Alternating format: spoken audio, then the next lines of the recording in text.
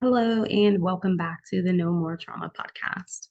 My name is Tanya, trauma survivor, certified trauma informed yoga teacher, coach, and wellness facilitator. My mission is to provide healing, mental health tips, and inspiration for living a trauma free lifestyle. You can find this podcast on Apple, SoundCloud, and YouTube.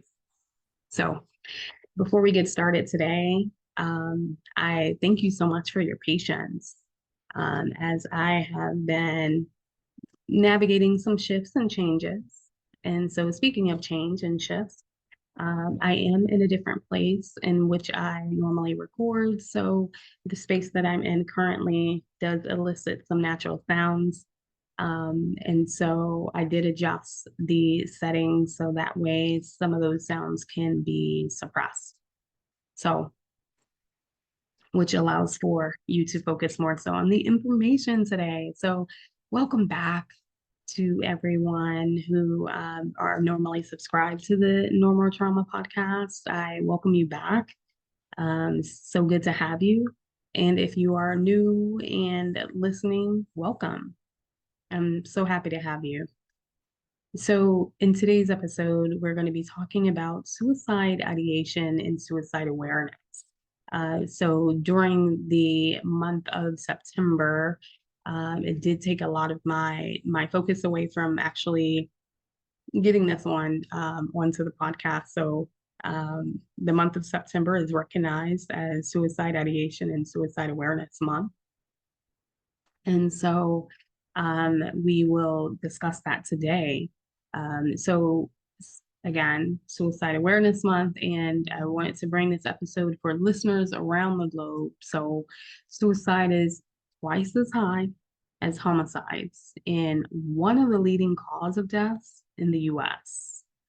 So, the number increased actually in the early 2000s and only kept climbing due to trauma such as job loss, stress, and violence.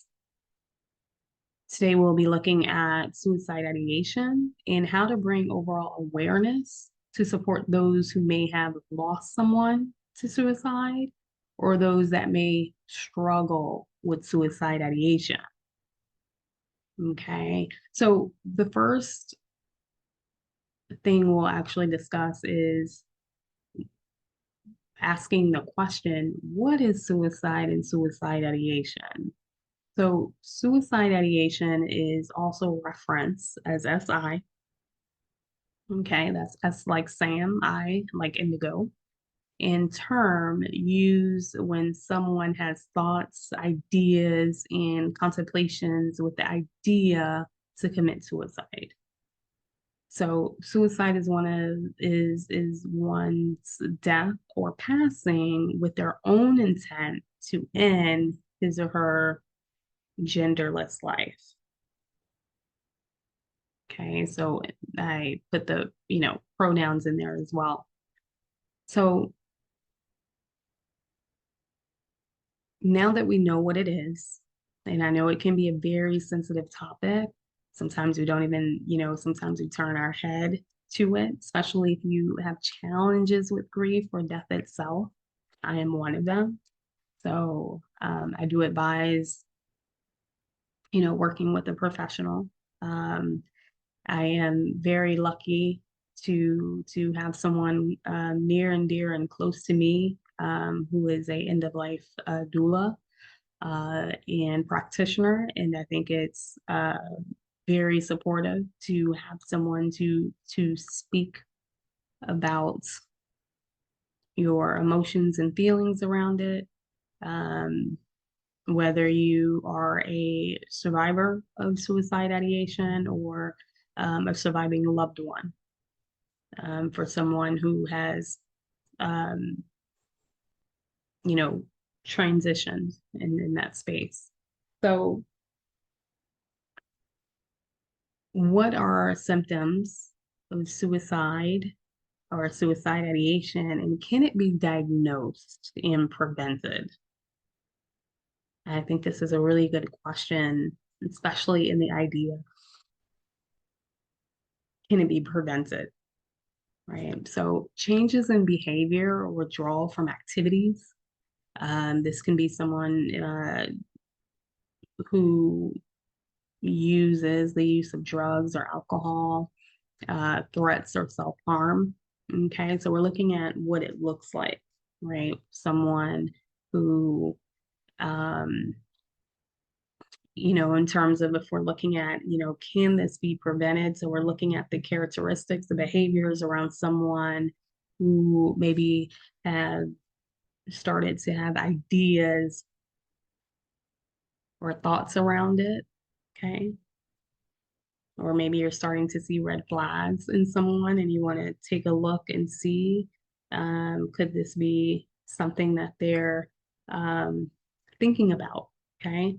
Or, is there depression or anything? And so before we get there, so use of drugs and alcohol, threats of self-harm, comments or writing about death or dying, making legal arrangements, okay, giving away prized possessions out of, just out of nowhere, um, engaging in risky behavior. So this is playing with firearms, sharp objects, ledges, or cliffs, okay?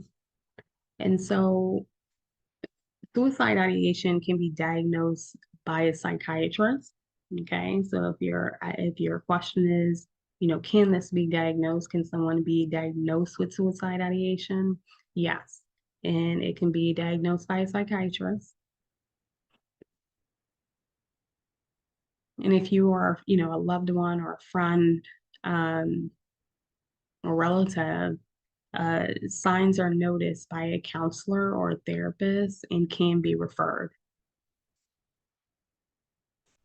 Okay.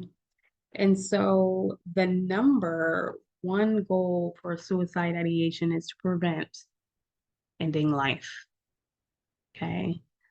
And so it can be accompanied with other diagnoses as well. And so being mindful of that. So if we're looking at the person and we're saying what other things that can accompany, and I do apologize for the sound if that was heard. Um, so if we look at the other possible diagnoses or risk factors, then we start to look at, okay, is there bipolar disorder diagnosed? Is there schizophrenia diagnosed? Is there depression diagnosed? Is there a PTSD diagnosed? Okay, so those are some things to look at. And then I, I believe when looking at those diagnoses, you can also start to look into other risky behavior. Okay.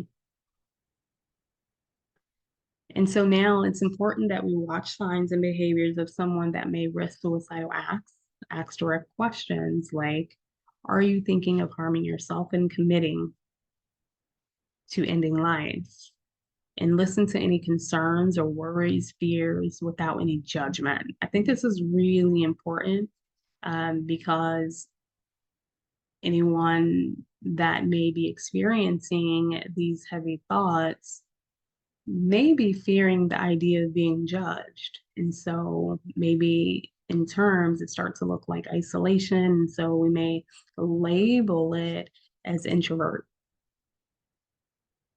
when indeed, in fact, there can be some feelings of depression or feeling as if life does not matter. Okay, so suggest support from a professional and follow up with the person to ensure safety. Okay, so it's important that not only are you asking the questions, direct questions, right? Are you thinking of harming yourself? Okay, are you thinking of ending life? I think it's important that you see a professional, and even after that initial conversation, follow up. It's very important that you're following up.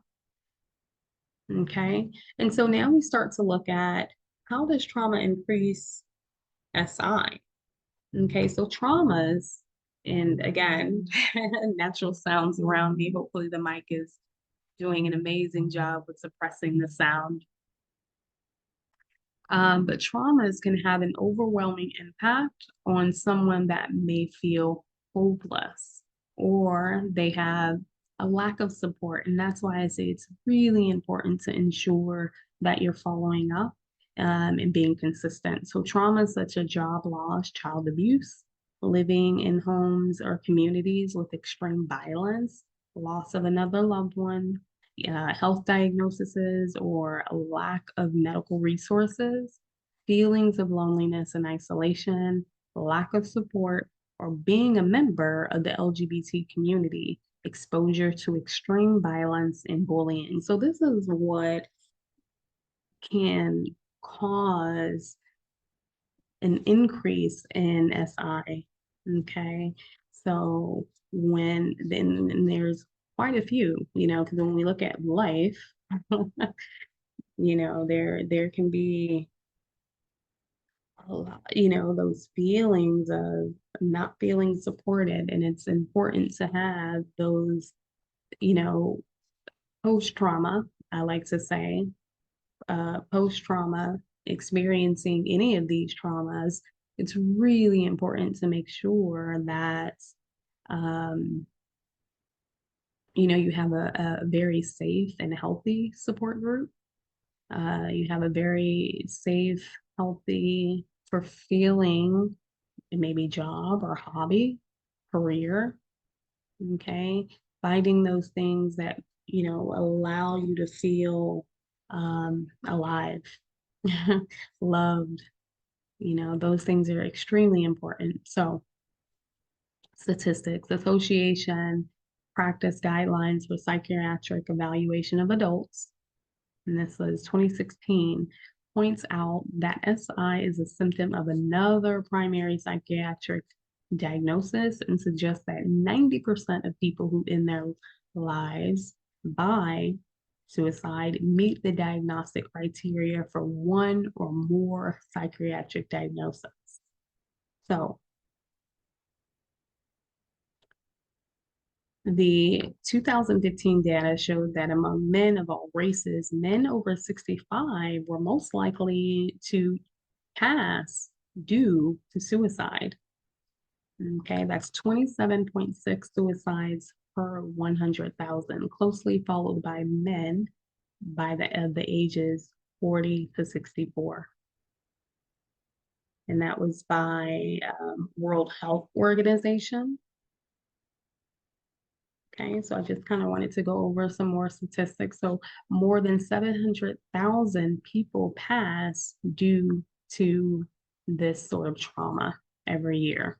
So for every suicide, there are many more people who attempt it. And prior to suicide attempt is the single most important risk factor for suicide in the general population. Okay. And suicide is the fourth leading cause of death among the ages 15 to 19 years old. What does support looks like? So now that we know statistics, right? We know these large, very large numbers and the impact of the world. Let's not forget that. What does support look like for individuals with suicide ideation and those that have lost loved ones to the risk of suicide? So creating a safety plan, and you're probably saying, well, what is a safety plan? So a safety plan is a list of important contacts, favorite activities, okay, phone numbers, email, to help maybe reduce the risk or achieving that transition. So seeking immediate support from a counselor, a support group, a therapist, and a psychiatrist. Okay, journaling. Journaling can help. This is where we get to see thoughts, feelings, ideas, desires. Okay, breath work. Breath work is amazing. Breath work can really help release any stagnant emotions, okay, and energy within the body. So movement, and movement can look like yoga, it can look like dance, it can look like exercise, it can look like walking, okay, karate, tai chi. So reconnection to your favorite hobbies. So finding out what those hobbies are can help support that. This is another good one, which is the grief circle. And this is for anyone that, for both parties, whether someone is experiencing depression and grief over a lost loved one, or someone who is a survivor of a loved one who has made the transition. Okay, so a grief circle. A retreat. Retreats are really nice to get away and hear your thoughts and to, get out of the routine of, maybe your daily life of work. Okay. Nature. So just getting out in nature, maybe a retreat isn't, something that you know, plan on doing, but you just spend some time out in nature, whether it's hiking, whether it's, walking again, fishing, whatever that looks like for you, going to the beach. So speaking with someone you trust. And another one here, my absolute favorite, pet therapy. Pet therapy is always nice. Having a furry friend, a bird, a reptile, amphibian, whatever it is of your choice, but just having a pet there. Okay. So as we begin to slowly close out this podcast, right? So we went over the statistics, we went over what the behaviors look like, right, for anyone that may experience suicide ideation and what can increase the thought or plan, right? And so I want to begin to start to close this podcast with two quotes I think can support anyone who's considering or, has some challenges or some stress around the idea, or someone who is a survivor of a loved one. Okay. The first quote is, "One day you'll wake up and things won't hurt as bad. You'll be able to remember the good things about your friend and not just the end." For me, that's when I knew I was finally able to move on. And that's by Kristin S. The last name is Svinth. So I found that quote and I thought that was nice. And then the second one is, "A person never truly gets over suicide loss. You get through it day by day. And sometimes it's moment by moment." And that's by Holly Kohler. So the ending here, I do want to provide the hotline. Okay. And that's 988. That's new 3-digit number. That's 988. So maybe you can save that. 988 is a suicide and crisis lifeline. So just dialing that number. And then you have the National Suicide Prevention Lifeline. That's a resource available. They have like a confidential 24-hour chat 7 days per week. And that phone number is 800-273-8255.